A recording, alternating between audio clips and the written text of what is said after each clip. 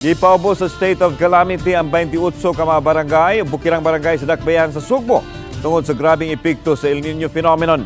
Samtang gideklarar usab ni Cebu City Mayor Mike Rama ang krisis sa tubig sa syudad.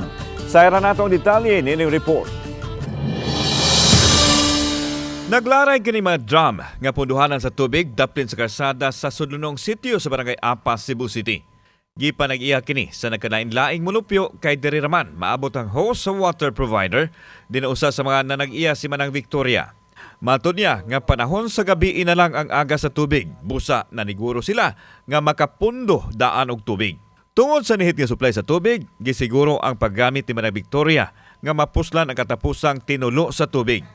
Kausa ngadto sa kaduha lang ang pagwaswas nila sa nilabhan. Daugo na lang kuno sa fabric softener aron mawagtang ang bula. Samtang ang tubig nga winaswasan gisalod usab alang sa pagbubo sa pansayan. Dili na lang gay na mo kuha ag buling. Ditso na lang naglunod diha nga tubig butang ag sabon unya tapos kuso-kusoon unya banlawan og kausa. Karong adlaw gideklarar ni Cebu City Mayor Mike Rama ang krisis sa tubig nga nasinati sa Dakbayan nunot usab sa epekto sa El Nino phenomenon. The emergency have crisis on water. I will now declare crisis on water just to be preparatory. Nining bag-o lang, may deklarar usab ang konseho sa Dakbayan Sugbo nga ipaubos sa state of calamity. Ang 28 ka bukirang barangay sa syudad diin nang ginabuhi ang mga mag-uuma nga naapektuhan ang panginabuhi tungod sa nagpasulabing kainit sa panahon. Gipakita usab ni Konsehal Joel Garganira ang pipila ka mahulagway sa sitwasyon sa kasapaan sa bukid diin nangahubas og nang liki na mga yuta. Apil usab ang nangalaya nga pananom. Nasaksihan mismo sa Balitang Misdag ang kalbaryong giantos sa mga mag-uuma kansang pananom ang inanayng napildi sa El Nino.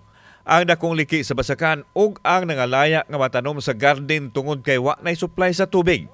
Gani ang langob nga nahimutang sa sitio sa Tuhan sa barangay Sudlon 1 nga mao'y gisaligan sa tubig sa katawan inanay na usab nga nahubsan. Kini ang gisaligan sa mga mag-uuma sa barangay Sudlon 1 ug kasikbit nga mga dapit. Yung mga farmers natin, they were really affected. Their projected income for this year talagang wala.